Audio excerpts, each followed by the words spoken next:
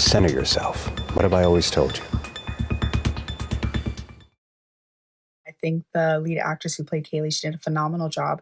She's very athletic. I loved the aerials, loved the flips. The running, she did a great job with all the running. That was quite insane. I think she did very well in that regard and having to keep up. I thought that was really cool. Cinematography wise, I thought it helps to keep up with her as well. Whether it was the shots from the actual camera or kind of seeing like drone like shots, shots that look like it's from the actual drone as well. I thought that was really cool. And I also really appreciated the subtitles for the drone to see like how it was teasing her and like how it was getting her to follow them and whatnot.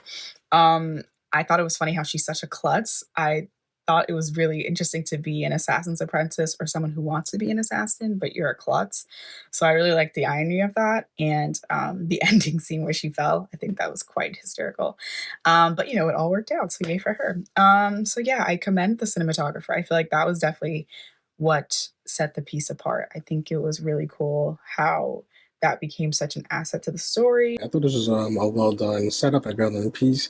I thought the lead actress was quite dynamic and really worked well in carrying the piece in terms of her energy, in terms of the very tactile approach to her bumps and to the stunts that she was pulling off. And I thought that she gave a very sort of grounded feel that also made the piece feel epic. So I like the contrast of her sort of relatability as well as her range as well, that made the piece feel like a very condensed action film within about, I think, 10 or so minutes. But I thought the piece still had a scale, and the piece worked very hard to sort of give you the most exciting parts of an action movie. This was a really comedic take on what could have been a very tense, very action-heavy piece, or more serious action-heavy piece. I think there's still a lot of great action in this, but it's presented in a way that's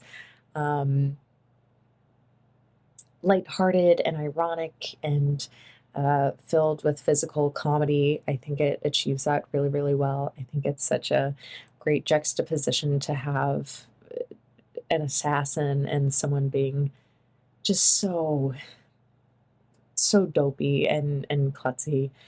Great character building, great action work. It's hard to make a lot of these things look realistic and funny at the same time. So it's just very well done. It definitely is made for children. It has that sweet little innocence that shows used to have, while still doing a little bit of violence back when we realized kids weren't as delicate as we think they are now. This kind of has touches of that with the retro feel. The acting and dialogue is very simplistic, but it works really well for a children's genre, where kids can follow along, but it wouldn't scare them either. Even though there is shooting and blood and all that, it still wouldn't shoot it because it goes back to where we didn't think kids were as sensitive. We realize, whoever made this realizes that kids are resilient. I think this would be a great show for like a Saturday morning show like they used to have, or a streaming show geared towards children.